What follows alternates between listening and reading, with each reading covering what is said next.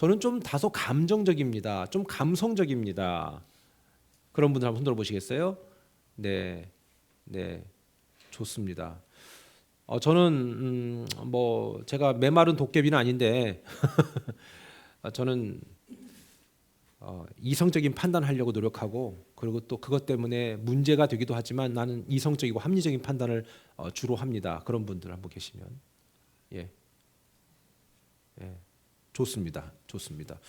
하나님이 우리를 이렇게 다양하게 만드신 겁니다. 여러분, 이성적인 판단만 할 수 있는 사람이 있다면 너무 사회는 냉랭할 겁니다. 그렇죠? 또 반대로 감정적인 사람만 있다면 세상의 폭동은 여기저기서 일어날 겁니다. 우리 아까 전에 감사의 내용을 얘기할 때도 어떤 분은 정말 감성적이고, 어떤 분들은 또 합리적이고 이성적이고, 우린 그거를 또 다 느끼지 않습니까? 여러분은 어떤 게 더 중요하다고 생각합니까? 감정이 더 중요합니까? 이성이 더 중요합니까? 어떤 것이 더 중요할까요? 우리 이렇게 얘기하실 겁니다. 생각은 아니, 우리의 마음은 둘 다 중요합니다. 이렇게 얘기하시겠지만 우리 결코 둘 다 중요한 만큼 그 중용을 지키는, 중도를 지키는 분은 많지 않습니다. 대부분이 감정 상하면 이성적인 판단이고 뭐가 없습니다. 그래서 어때요? 마음이 상하면 일단 여러분 오늘 주일날 이렇게 와서 예배 드릴 때도 설교가 들어오지 않습니다. 또는 만약에 설교 전에 저한테 꾸중이라도 들었으면 오늘 은혜 다 받은 겁니다. 그런데 어때요? 감정이 이토록 중요하다는 겁니다. 우리의 이성적인 판단의 근간과 근거까지 뒤흔들 정도의 영향을 가진 게 감정입니다. 자, 그렇다면 이 감정이 누군가에 의해 핸들링 당한다면, 하나님께 핸들링 당한다면 정말 크게 쓰임 받는 거겠죠. 그러나 또 사탄 또한 이 감정을 잘 핸들링하기 원합니다. 하나님이 그 감정을 핸들링하면 어떤 일이 벌어지냐면 정말로 젊은 나이에 복음 들고 산을 넘어 선교지로 간다고 하는 분들입니다. 여러분, 이성적 판단을 해가지고는 선교지 못 갑니다. 저는요, 제 꿈은 목회자였지만 선교사는 아니었습니다. 근데 저도 본의 아니게 선교사처럼 된 것이죠. 왜요? 본국을 떠나 타 지역으로 가고 정말 생소한 곳에 가서 거기 계신 우리와 함께, 여러분과 함께 이렇게 신앙생활 한다는 것은 하나의 선교사의 삶이 아닌가라는 생각을 해봅니다. 근데 저는 제가 학교 다닐 때 많은 신학생들이 정말 복음 들고 산을 향해서 가겠다, 산을 넘어 물 건너 가겠다라고 해서 막 진짜 선교지로 가신 분도 계십니다. 그 중에 많은 분들이 내가 정신 차리고 돌아오니, 이제 맨정신 차리고 돌아오니 이게 내가 갈 곳이 아니겠구나, 그렇게 생각하는 분들 계십니다. 감정은요, 우리로 하여금 어떤 행동을 촉발합니다. 유발합니다. 감정이 되게 중요한 겁니다. 가족끼리도 감정이 상하면 어떻게 됩니까? 갈라서게 되는 거예요. 부부도 그러잖아요. 그렇죠? 님이라는 글자에 점 하나를 찍으면 남이 되는 거예요. 그 점이 뭔지 아세요? 도장 찍는다는 얘기예요. 네? 반대로 우리가 남이었지만 점 하나 떼면 님이 되잖아요. 감정이 그토록 무서운 거예요. 여러분, 만약에 여러분들이 이성적인 판단을 가지고 결혼했다면 어려움이 와도 어느 정도 견뎌낼 수 있을지도 몰라요. 그러나 우리는 감정적인 부분들을 무시할 수 없었기 때문에 그 감정이 영향을 주어서 결혼까지 하고 연애도 하고 또는 자녀를 낳고도 그렇습니다. 그런데 어느 것 하나 덜 중요하다, 더 중요하다고 말할 수 없는 게 바로 이성과 감정입니다. 여러분, 우리 하나님은 이성을 갖고 계시고 감정을 갖고 계시기 때문에, 우리가 그 하나님을 닮았기 때문에 우리 또한 감정이 있고 이성적 판단을 하게 되는 것입니다. 만약에 공정한 판단만을 중요시 여겼다면 어떤 사람이 뭔가 잘못했을 때 판사는 다 최고형을 집행해야 될 것입니다. 구형해야 될 것입니다. 그래서 어때요? 정상 참작이라는 게 있을 수 없습니다. 어떤 청년이 아버지를 살해해서 법정 최고형을 구형받아야 될 그때에 이해할 수 없는 판결이 나왔습니다. 5년만 구형했던 것입니다. 가족을 죽였습니다.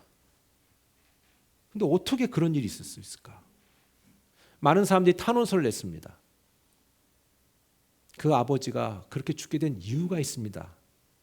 평생 동안 엄마를 때렸고 자녀를 때렸고, 그리고 이 아이가 성장해서 청년이니까 힘이 생기니까 이제 어때요? 또 엄마를 때리고 있는, 막 술을 이빠이 먹고. 제가 볼 때 이 술은 우리 인생에 1도 도움이 안 되는 것 같아. 여러분 알아서 선택하세요. 왜 알코올이라는 화학약품을 입에다 때리 붓습니까? 여러분 그건 화학약품이에요. 여러분 알코올은요. 그럼 목사님 포도주는 괜찮습니까? 그럼 여러분 알아서 하십시오. 여러분 보세요. 그래서 술만 먹으면 애들을 때리고 부인을 때리고 막 다 팬더금을 만들고 막 그런 거예요. 그러니까 어때요? 자식이 볼 때 너무 속상한데 어릴 때는 어떻게 할 수가 없는 거지. 그리고 빨개 벗겨서 쫓아내고. 그러니까 나는 참 생각난다. 저도 많이 부족하지만 아버지로서도요. 우리 지나간 세대들의 부모 세대들은요, 정말 대책이 없었어요. 정말 여러분들은 용케 살아남으신 거예요, 진짜. 옆 사람한테 이렇게 얘기하세요. 용케 살아남으신 거예요. 시작. 용케 살아남으신 거예요. 여러분 부모님을 한번 생각해 보시라고요. 물론 모든 부모가 다 그렇진 않지만 우리 부모 세대들이요, 준비 안 된 분들 되게 많았거든요. 술만 먹으면 그냥 때려, 밟아, 흉기로 위협해. 그 모든 과거의 행적 때문에 이 아들이 너무 쌓여서 또 그런 사건이 일어나니까 아버지를 칼로 찌른 거예요. 흉기로 난동을 부리니까. 판사가 그래서 그렇게 한 거예요. 최소 15년 이상, 한국 형량이 좀 낮잖아요. 또는 무기로 가야 되지만 사람들의 탄원서 때문에 그 감정선에 영향을 줘서 형량이 5년밖에 안 나온 거예요. 죄에 대한 대가는 치러야 되니까 그래도 살긴 살아야 되지만, 그래서 판사조차도요, 이성적 판단만 가지고는 결코 판결 내리는 데 있어서는 상당히 무리가 있습니다. 감정 중요합니다. 오늘 여러분 이 설교도 마찬가지입니다. 저와 여러분이 이렇게 설교를 나누는 거거든요. 여기에서 여러분에게 제일 중요한 건 감정입니다. 저는 성령께서 여러분의 감정을 통해서 이성적 판단을 돕게 되는 놀라운 기적이 일어나기를 축원합니다. 하나님은요, 성경 곳곳에 하나님의 공의를 얘기했습니다. 인류가 스스로 무너지고 하나님을 배반했을 때 하나님은 그것을 계산하기로 작정하십니다. 이게 하나님의 이성적 판단입니다. 죄를 지은 인류에 대해서 판단을 하겠다는 겁니다. 이건 계산하고 가자 이겁니다. 그렇죠? 우리 자녀들이 뭔가 잘못할 때도 어떻습니까? 무조건 용서해 주지 않잖아요. 한번 계산은 하고 가는 게 맞지 않겠습니까? 자, 그런데 그래서 예수님을 보내시죠. 그리고 우리를 대신해서 아들을 죽이시는 그런 엄청난 일을 하나님이 벌이신 겁니다. 왜요? 이성적 판단을 할 때 이건 분명히 필요하다는 겁니다. 그냥 대충 얼버무려 가지고 내가 너네 용서해 줄게, 이게 아니라 대가를 지불해야 되는 거죠. 대속물, 랜섬이 필요한 겁니다. 그래서 아들을 주는 그 엄청난 대가 지불을 했기 때문에 그 이성적 판단이 우리를 살린 건데, 그런 하나님은 그러면 이성적 판단만 있느냐? 아니요. 감정이 너무 많아요. 성경 곳곳에는 하나님이 기분 나빴다, 힘들었다, 너희들 때문에 정말 짜증났다는 것이 너무너무 많습니다. 심지어 사무엘 선지자가 이스라엘의 대표가 됐을 때, 그때 왕이 없었거든요. 그 주변의 모든 나라들은 왕을 다 갖고 있으니까 이 인간들이 어때요? 우리도 왕 달라는 거죠. 사무엘을 찾아와서 밤마다 얘기합니다. 와가지고 우리도 왕을 좀 달라고, 왕을 좀 달라고. 이 말이 뭐예요? 예? 여러분 생각해 보세요. 여러분이 저한테 와가지고 목사님 우리도 볶음밥을 좀 먹고 싶어요. 그러면 어때요? 국이 맛이 없었다는 얘기 아니겠습니까? 예를 들자면 우리는 밥이 너무 맛있지만, 돌려서 얘기하는 거예요. 인간이 얼마나 사악한지 아시겠죠? 계속 찾아오니까 사무엘이 하나님 앞에 묻는 거예요. 하나님, 얘네들이 왕을 달라고 하는데 어떻게 해야 되는 거예요? 얘네들 왜 이래요? 라고 하니까 사무엘상 8장 7절에 하나님이 우리 마음을 알잖아요. 간파하시고 딱 얘기하는 거예요. 한번 볼까요? 여호와께서 사무엘에게 이르시되 백성이 네게 한 말을 다 들으라. 그냥 다 들어줘. 야, 왕 세워. 이는 그들이 너를 버림이 아니야. 기분 나빠하지 마. 너가 싫어서 왕을 세우려는 게 아니야. 얘네들 있잖아, 나를 버려서 자기들의 왕이 되지 못하게 함이니라. 얘네가 나 싫어서 그래. 그러니까 하나님이 기분 나쁜 말 딱 얘기해. 난 참 하나님이 진짜 크고 크신 분이에요. 여러분, 저나 여러분이나 우리가 하나님의 기준과 잣대로 우리를 판단했다면 여기서 살아있을 인간이 없습니다. Kill them all. 진짜입니다. 하나님이 그런데 이거를 참 자기의 속마음을 말이 통하는 사무엘 선지자한테 얘기하는 거예요. 너가 싫어서 그런 거 아니야. 얘네가 원래 왕이 필요해서도 아니야. 쟤네가 내가 싫은 거야. 내가 부담스러운 거야. 내가 부담스러운 거야. 여러분, 하나님이요, 저나 여러분이 하나님을 섬기며 신앙생활할 때 부담스러워하는지 아니면 뭐 하는지 다 알고 계셔요. 하나님과 적당한 거리를 두는지, 아예 관계를 단절시키는지, 아니면 적당한 관계를 유지하다가 또 세상으로 갔다가 이런 어떤 텐션이 있을 때 또 확 붙었다가, 이런 잔머리를 다 알고 계신 거예요. 여러분 정말 천하의 하찮은 목사도 그걸 다 감지하는데, 여러분, 제가 이 진짜 하나님의 마음으로 얘기하는 것은 하나님의 감정이 내 안에 부어져서 그러는 거예요. 하나님의 이성적인 판단만 여러분한테 지금 얘기한다면 어떻게 얘기할까요? 도표 그렸을 거예요. 어느 집사님 지난주 어땠지? 막 이러면서 도표 그리는 거예요. 도표. 그러나 그렇게 하는 게 아니라 하나님의 감정을 여러분에게 드리고 싶은 거예요. 하나님이 얼마나 섬세한 분이라, 이제 여기를 얘기해 주는 거야. 얘네들 너가 싫어서 그런 게 아니다. 요즘에 얘네들은 내가 싫은 거야. 내가 만약에 사무엘이었다면 그때 이랬을 것 같아요. 그럼 하나님이 좋아할 말 딱 한 번 줘. 하나님 이것도 다 죽여버릴까요? 없애버릴까요? 막. 아니, 냅둬. 얘네들 원래 내가 자유로운 의지 줬잖아. 얘네들 의지 줬기 때문에 얘네들 놓을 권리와 망가질 권리와 다양한 권리가 있어. 물론 그 권리에 대한 책임은 자기들이 나중에 지게 될 거지만 난 억지로 얘네들에게 감동 주고 싶지 않아. 이거예요, 하나님의 뜻은요. 그러니까 오늘도 이 주일날 이렇게 나와 예배하는 여러분들의 그 자발적인 그 하나님의 감동이 얼마나 귀한 건지 아셔야 됩니다. 옆 사람한테 한번 얘기하세요. 진짜 잘 나오신 거예요, 오늘. 시작. 진짜 잘 나오신 거예요. 뿐만 아니라 예레미야 16장 11절에는 아주 디테일하게 하나님이 우리를 향한 마음을 이렇게 슬쩍 내보내십니다. 한번 볼까요? 너는 그들에게 대답하기를, 여호와께서 말씀하실 때 너희 조상들이 나를 버리고 다른 신들을 따라서 그들을 섬기며 그들에게 절하고 나를 버려. 두 번 얘기했어요. 나를 버려를 두 번 얘기했어요. 뭔가 두 번 얘기했다는 거, 여러분 이거 되게 강조하고 있는 거, 지금 엄청 섭섭하시다는 거예요. 내 율법을 지키지 아니하였음이로라. 여러분, 저는 저와 여러분이 하나님을 섭섭하게 해드리지 않게 되길 축원합니다. 여러분, 우리 하나님을 섭섭하게 해드리면요, 이건 협박이 아니라 우리 진짜 힘들어요. 하나님이요, 우리를 힘들게 하기 위해서 섭섭하게 하는 사람들을 협박하는 게 아니라, 너희가 그 길을 택하여 그 길을 갔을 때는 결국 네가 돌아오는 리턴하기 위해서는, 컴백하기 위해서는 엄청나게 힘을 소진해야 돼. 이걸 아시는 거예요. 이걸 아시는 거예요. 하나님은 우리의 과거와 현재 미래를 다 아시기 때문에, 아멘. 그렇기 때문에 우리가 이 결정을 한 이후에는 어떤 결과를 초래할까는 걸 너무 잘 아시는 거예요. 그래서 그렇게 하지 말아라, 이렇게 얘기하는 거죠. 여러분, 하여튼 하나님의 이 감정선을 고백한 것은 이건 진짜 빙산의 일각입니다. 하나님은 다 얘기 안 하세요. 속 터질 것 같아요. 속 터질 것 같아요. 요즘 여러분 어떠세요? 하나님 여러분 볼 때 약간, 자, 1번 속 터진다, 2번 속 터졌다 이뻐하셨다 한다, 3번 하나님 난 너무 이뻐하신다 요즘에, 뭐 이거 뭡니까? 예. 하나님은요, 우리에게 얼마나 섭섭하셨는지를 다 표현하십니다. 거기가 성경에 다 나와 있어요. 우리 이런 얘기 하시잖아요. 하나님의 뜻을 모르겠다. 하나님이 요즘에 나를 향한 뜻을 모르겠다고. 아니요, 성경만 보면 다 알 수 있어요. 걔네들한테 한 말 있죠. 그분들한테 한 말 있죠. 그게 다 우리한테, 나한테 하는 말이에요. 그리고 그 사람들한테 한 말 있죠. 그게 다 그들이 했던 행동들이 다 우리가 했던 행동들이에요. 그러니까 성경을 본다는 건 나를 볼 수 있는 거울이에요. 거울.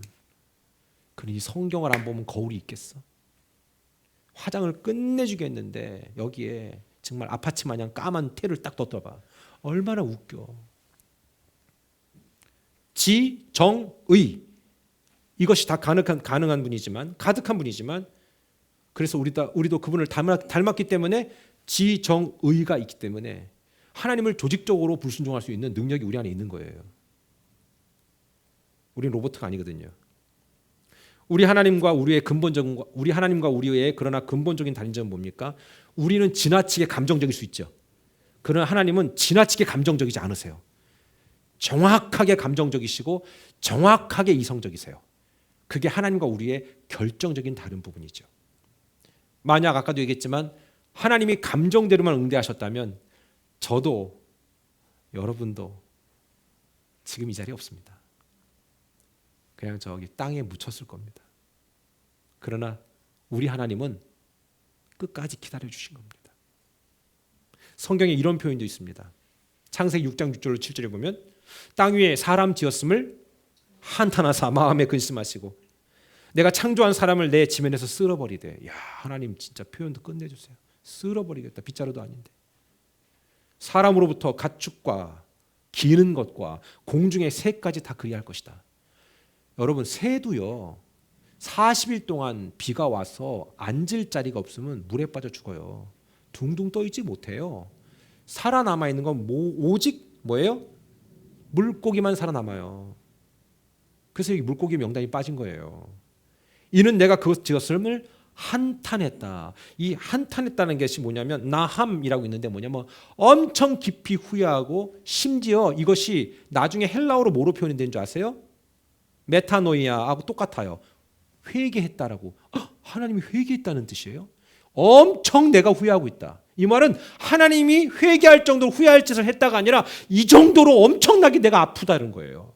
내가 너희들에게 의지를 다 100% 몰빵을 해줬건만, 너가 일주일에 몇 번 교회 나오고 성경은 일주일에 몇 번을 읽고 너가 하루 중에 몇 번은 기도하고 내가 너한테 프로그램이 하지 않았어 이거예요. 난 너한테 모든 것을 다 네가 선택할 수 있는 의지를 줬거든. 근데 너는 그 의지를 네 마음대로 썼잖아. 그래서 난 너무 지금 아파.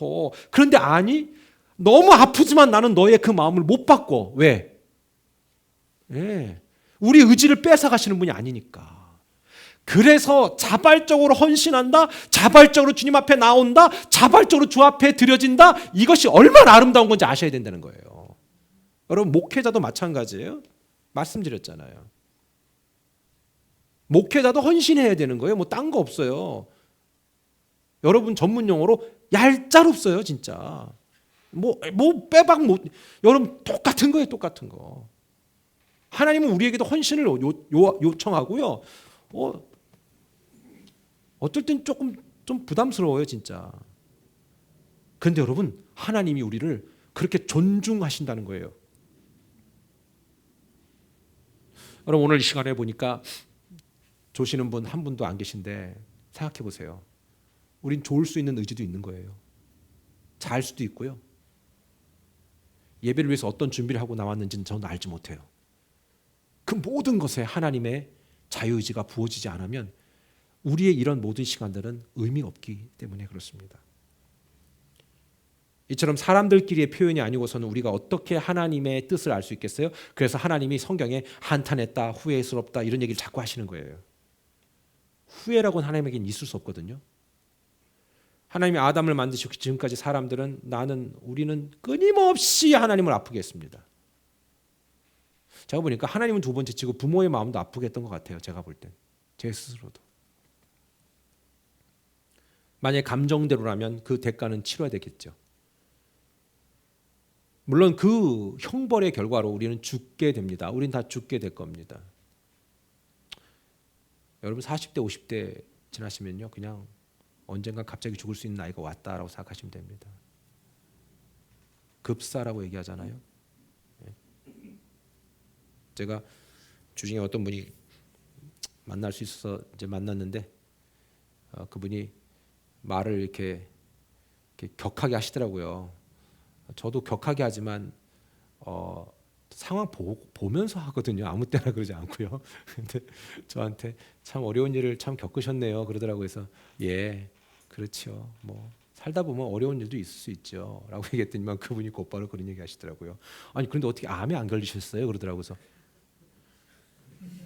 아씨, 아니 말을 나 진짜 거기다 대고 뭐라고 해야 돼요, 여러분들 그러면? 아니 거기 뒤에 또 뭐라고 하시면 보통 암에 걸리는데.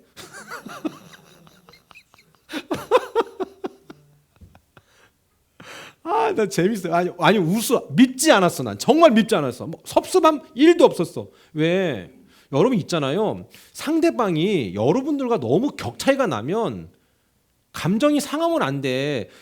거기 때문에 감정이 상하면 내가 똑같은 수준이라는 거예요. 이해하시죠? 여러분 애가 안 말 때문에 감정 상하세요? 그럴 수도 있구나. 그럴 수도 있겠다. 이거 본문을 바꿀 수도 없고. 근데 여러분 상할 수도 있지만 그래도 뭐 애가 생각 없이 할 때라는 거 알잖아요. 저희 딸은 저한테 항상 뭐라 하는지 아세요? Get out 그래요. 그럼 나는 항상 뭐라고 했냐면 야 나 나갈 데가 없어 야 그러지. 거기다도 get out, get out. 다 키워봐야 소용없구나. 막 이렇게 나가면 감정선이 내가 걸려드는 거잖아요. Get out 그러면 get out, you get out 그렇죠. 내 집이야 막 이러면서 그러면서 이제 웃으면서 넘어가잖아요. 왜? 내가 네 수준에 맞추지 않겠다는 거잖아요. 근데 저한테 힘든 일 겪으셨군요. 그럼 보통 암이 오는데 거기서 끝났어야지. 근데 거기다 대고 뭐냐면 이상하다. 그럼 나 암 걸려 죽으라는 거니? 그렇잖아. 그럼 어때요? 반응 안 해요. 다행히 하나님이 아직까지 살려주셨네요. 그걸 끝냈어요. 내가 왜 거기 수준에 맞춰야 돼요? 대화에. 내가 그 감정에 내가 왜 상해야 돼요? 사랑하는 여러분, 살다 보면 이상한 얘기 듣잖아요. 무시하세요. 무시 안 하면 여러분의 레벨이 똑같다는 거니까. 다 같이 힘있게 아멘? 아멘. 그럼요. 마음 상하지 마세요. 여러분 내 감정보다 내 이유보다 내 유익과 권리보다 더 큰 하나님의 목적과 이유 그리고 계획을 안다면 상하면 안 돼요. 우리 다인 자매가 그런 얘기를 했잖아요. 진짜 하나님이 좋은 남편 만나게 하셔서 또 다들 그렇지 않습니까? 예?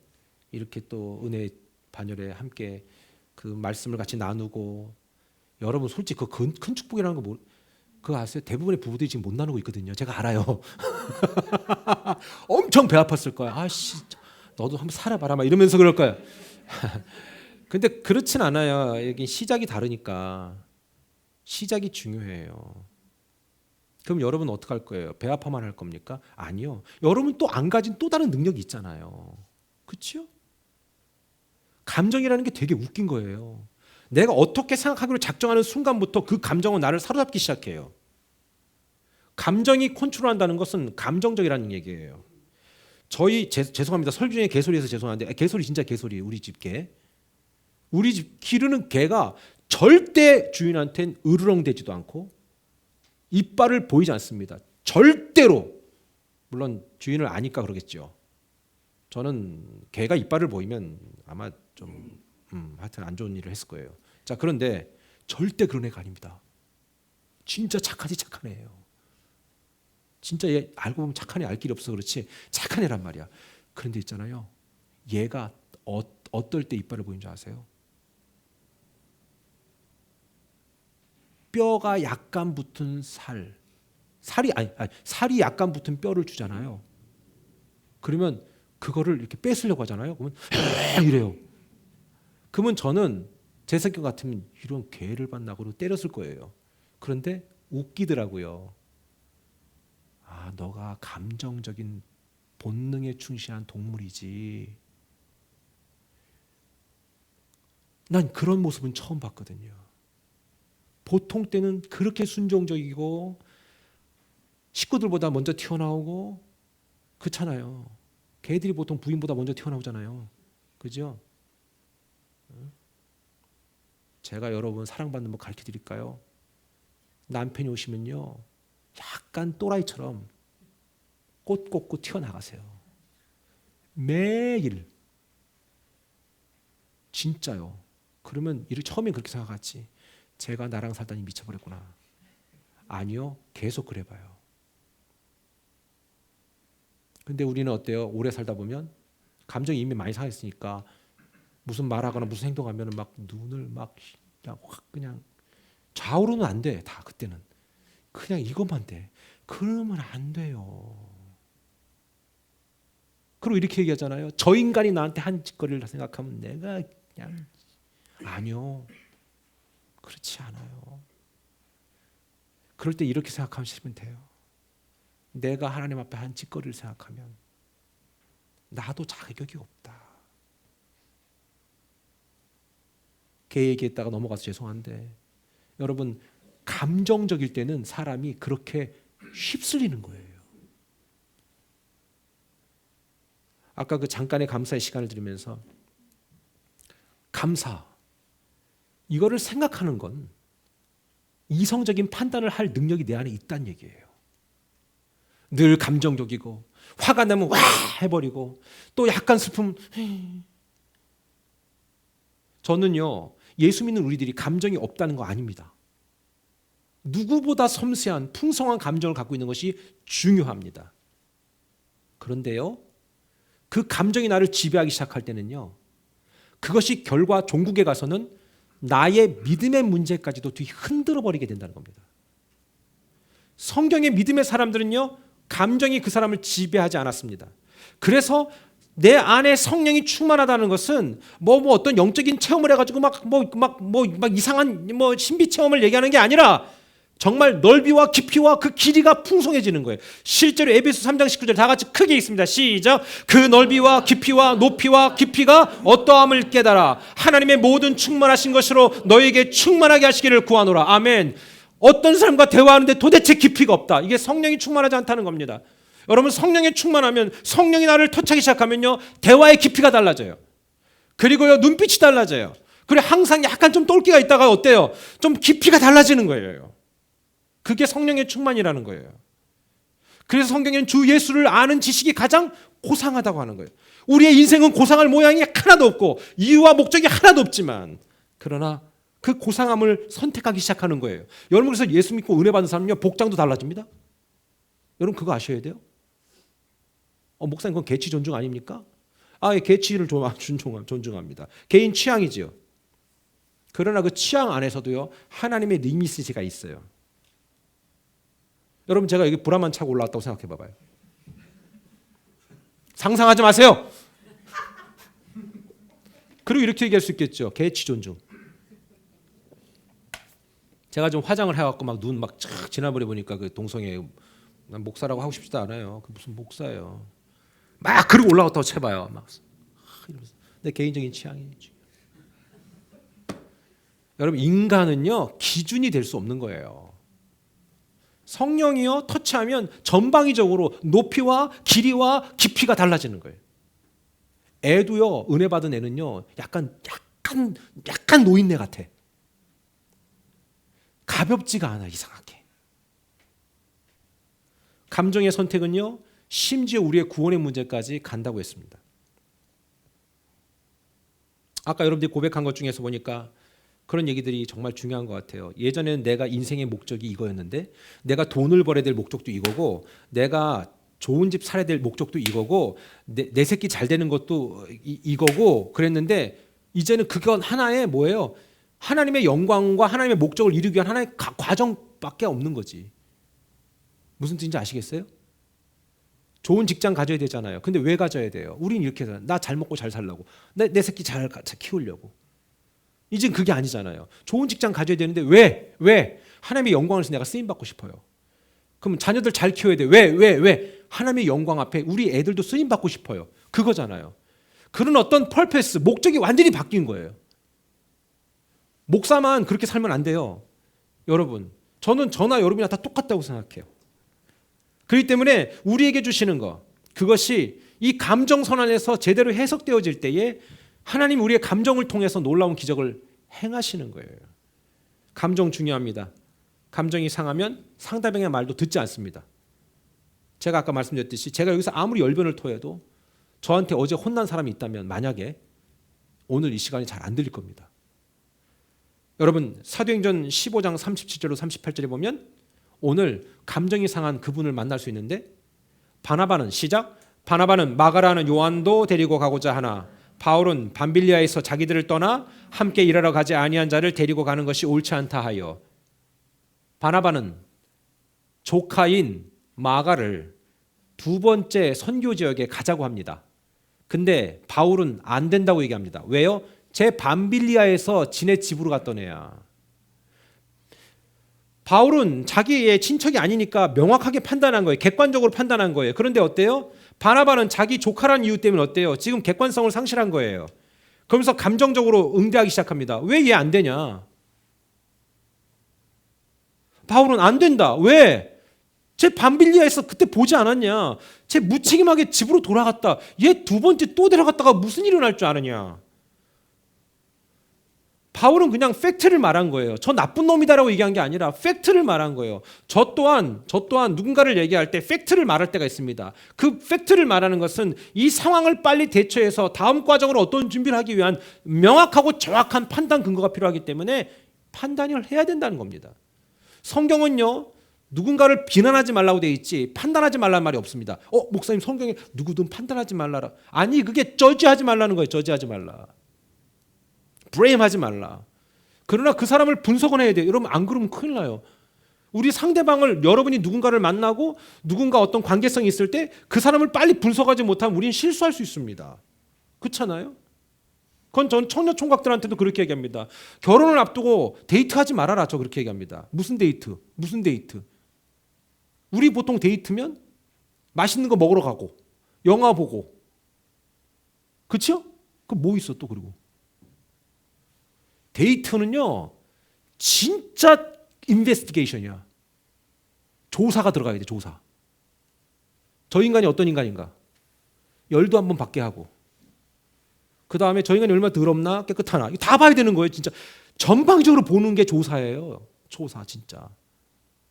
그냥 왜 어차피 감정은 오래 못 가요. 우리가 감정 따먹고 지금 살고 계신 거 아니잖아요. 결국 이성적인 판단이 확 들어오잖아요. 감정은 6개월도 못 가요.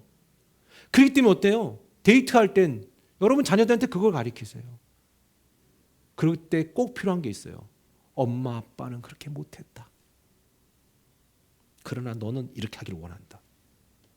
엄마 아빠가 못하니까 이게 안 좋더라. 이거를 솔직히 고백해야 되는 거예요. 자기가 잘못한 건 쏙 가려버리고 애한테 가르치려고만 하면 먹히지 않는 거예요. 이제 아시겠죠? 그래서 그거를 충분히 얘기해서 데이트할 때도 어때요? 그걸 다 알아보는 거예요. 뭐 한국에도 그런 일이 많잖아. 막 데이트 폭력. 데이트할 때 폭력할 정도면 결혼하면 죽일걸요? 맞은 게 다행인 거야 그 인간. 근데 진짜 빨랐으면 맞기 전에 어떤 사람인지 간파해야죠. 오늘은 그게 중요한 게 아니니까. 감정 되게 중요하다. 오늘 우리가 바울은 어때요? 속상하지. 바나바하고 뜻이 맞지 않으니까. 그러니까 어떻습니까? 그러면 나는 신라를 데려갈게.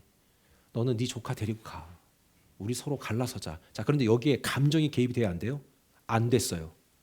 만약에 감정이 개입됐으면 이렇게 얘기했죠. 진짜 짜증나 진짜. 뭐 사욕이. 정말 쟤는 정말 못하겠네. 진짜 못해먹겠네. 됐어. 나 안 해. 다 안 해.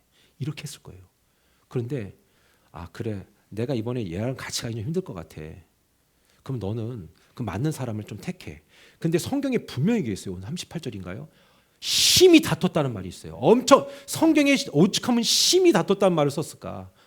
의견의 불일치가 아니라 정말 중문만 왔다 갔다 안 하지 너무 화가 나 서로 막 악유한 거예요. 그러나 그럼에도 불구하고 어때요? 바울은 자기가 갈 곳으로 사명 감당하러 갔고요. 그 다음에 뭐예요? 바나바는 또 바나바가 갈 곳으로 간 거예요. 바나바 섬은 어차피 구브로니까 키프로스 저리 넘어갔고 그 다음에 바울은 신라와 함께 저 위쪽으로 안디옥 위쪽으로 가서 다시 가잖아요. 길리기아 다소 쪽으로 가잖아요. 자기 본 고향으로. 근데 참 재미나지 않아요? 바울도 고향 쪽으로 가고요. 바나바도 자기 고향 쪽으로 갔어요. 익숙한 곳으로 간 거지. 감정이 되게 상한 거예요 지금. 일단 우린 둘이 갈라서 보자. 이렇게 한 거예요. 여러분 보세요. 우리 감정 상하면 그냥 다 무너질 때 있잖아요.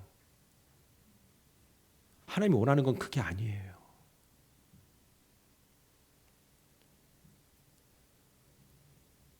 (39절로 40절에) 서로 심히 다투어 피차 갈라서니 바나바는 마가를 데리고 배 타고 구브로로 가고 바울은 실라를 택한 후에 형제들에게 주의 은혜에 부탁함을 받고 떠나.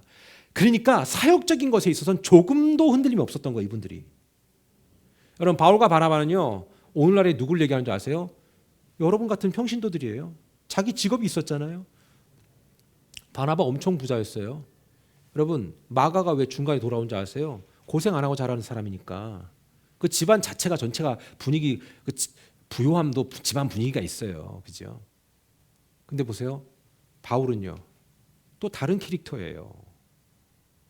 그러나 절대로 캐릭터가 다르다고 해서 주신 사명이 흐트러지진 않았던 거예요. 오늘날 우리 성도님들은 어떤 일이 있습니까? 부부가 막 싸워. 막 그럴 수 있지. 부부는 원래 싸우는 거야. 싸우는 거야. 그럼 어때? 에이씨 안 가. 안 가. 근데 왜 자기들끼리 싸우는데 왜 하나님 앞에 안 가지? 아니, 한번 얘기해봐. 이성적으로 이제는 감정적인 거 말고 한번 분석해볼까? 왜 안 갈까? 왜 안 갈까? 감정이 내 믿음보다 더 커버린 거야. 자, 온세대교회 사모님이 싸웠어. 그냥 우리 집으로 할게. 우리 집으로. 왜냐하면 또 여기 또 우리 사모님 이제 신혼인데 그렇게 얘기하면 안 되니까. 싸웠어. 우리가 싸웠어. 예컨대 저희는 싸운 적 없어요. 근데 싸웠어 막. 어떻게 이걸 연출을 해야 되지? 사모가 말이야. 그딴 식으로 말이야. 뭐 하는 거야 지금 말이야. 교회 가르쳐 되겠어? 막 이러면 그 막 또 막 울 거 아니야. 속으로 욕할 저 새끼 막. 그럼 저는 나 먼저 갈 거야. 뭐 이런 적 한 번도 없었어요 진짜 지금까지. 그리고 왔다고 치자고 이러고 있겠지. 그럼 또 아내 어떡하겠어? 와야 할 거 아니야 또. 감정이 상한다고 우리의 모든 것을 흐트러뜨릴 수는 없잖아요. 왜? 예배라는 것은 하나님께 나아가는 우리의 모습이니까. 부모님께 혼나도 안 나올 때 있죠. 심지어 교회 성도 중에 누구하고 다투거나 견해가 다르면 아주 꼴보기 싫다고 안 나올 수도 있죠. 또는 쟤는 민주당이고 나는 공화당이고, 나는 민주당이고 쟤는 공화당이고, 공화당이고 민주당이고 막 이것 때문에 또 안 나오는 사람들도 있다 그러더라고요. 그럴 수 있습니다. 그렇게 감정이 중요합니다. 그러나 여러분 기억하세요. 내 믿음과 내 신앙이 내 감정을 넘어서지 못한다면 그 믿음은 한번 생각해 보시라는 겁니다. 감정 아플 수 있어요. 상할 수 있어요. 그리고 다 때려치고 싶을 때가 있습니다. 왜 없기? 충분히 이해합니다. 그러나 목사도 감정이 상할 때가 있거든요. 그럴지라도 내가 하나님을 향한 마음, 나의 태도와 선택은 달라지면 안 된다라는 것을 오늘 바울과 바나바를 통해서 알 수 있게 되는 겁니다. 살다 보면 마음이 상할 수 있습니다. 정말 꼴도 보기 싫을 때가 있습니다. 그리고 여러분 지금이야 우리 관계가 좋지만 저를 꼴보기 싫을 때도 있을 거예요. 그럴 때는 오세요. 목사님 나 목사님 꼴보기 싫어. 그러면 제가 반드시 세상에 제일 맛있는 고기 사줄게. 진짜. 꼴보기 싫을 때만 오세요. 왜냐 저도 인간인데 허물이 얼마나 많겠어요. 저도 사람을 그렇게 보고 싶을 때가 있거든요. 저 인간은 도대체가 말을 안 들어. 징그럽게 안 들어. 저 인간은 태초부터 안 듣는 인간 같아. 하나님 저 인간 안 되겠습니다. 그런 마음으로 기도하다가 하나님 내게 은혜를 주세요. 너는 잘 듣는 것 같지? 너는 좀 나은 것 같지. 그러니까 하나님께서 우리를 판단하실 때는 우리는 좀 더 낫다라는 거로 이렇게 하나님 앞에 가잖아요. 그래도 하나님 내가 쟤보다 낫지 않아? 이런 거 이상한 거 아니요. 하나님의 갭은 거기에 느낌이 없어요. 너도 똑같아. 그런데 그거 아니야. 내가 널 기다려줬지 않냐. 너도 쟤를 좀 기다려줘라.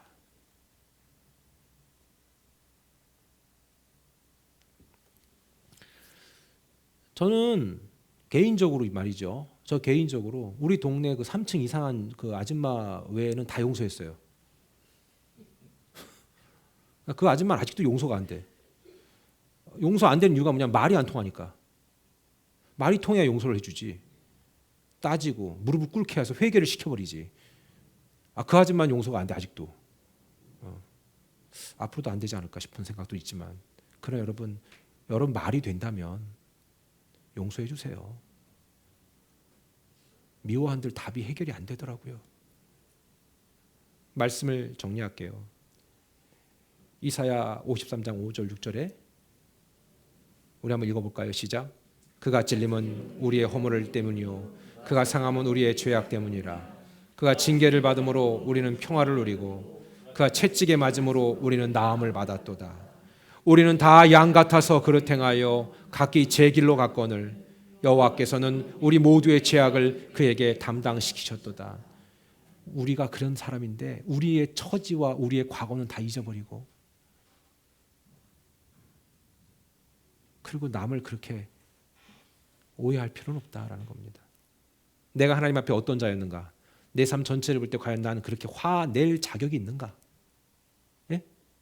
나는 저 사람을 저 정도로 화낼 자격이 있는가? 나 역시 그 값 지불할 능력이 없지만 용서받은 죄인으로 사는데 무슨 권한으로 무슨 이유로 그를 정죄할 수 있는가? 관계를 끊으려면 끊으십시오. 그것이 여러분들에게 여러분을 살리는 유일한 길이라면 그렇게 하십시오. 그러나 감정적인 응대는 하지 마십시오. 좀 더 이성적인 판단을 해서 끊을 건 끊고 정리할 건 정리하십시오. 감정적이시겠지만 감정에 너무 몰입하지 마십시오. 오늘 저의 설교의 결론은 우리가 나의 믿음보다 나의 신앙보다 감정을 더 앞세운 나머지 우리의 믿음과 신앙 가운데까지 영향을 주지 말으라라고 얘기했지만, 거기에 더불어서 하나 더 추가하자면 여러분이 살아가는 모든 문제도 감정적인 응대를 했다고는 해결될 게 한 개도 없습니다. 오늘 이 설교를 준비하고 설교하고 있는 저 또한 감정선을 넘어서기가 너무 힘듭니다.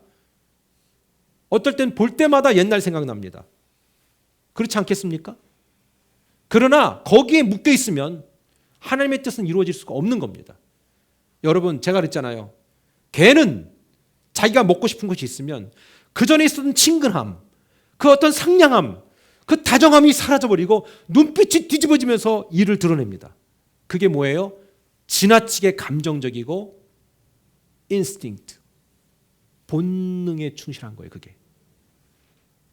저는 오늘 이 설교를 들으면서 저와 여러분이 감정보다 본능보다 정말 하나님께서 주신 이성적 판단을 더 앞세우는, 쉽지 않으시겠지만 그렇게 하기로 결정하는 멋진 삶이 되기를 주님의 이름으로 축원합니다. 기도하겠습니다.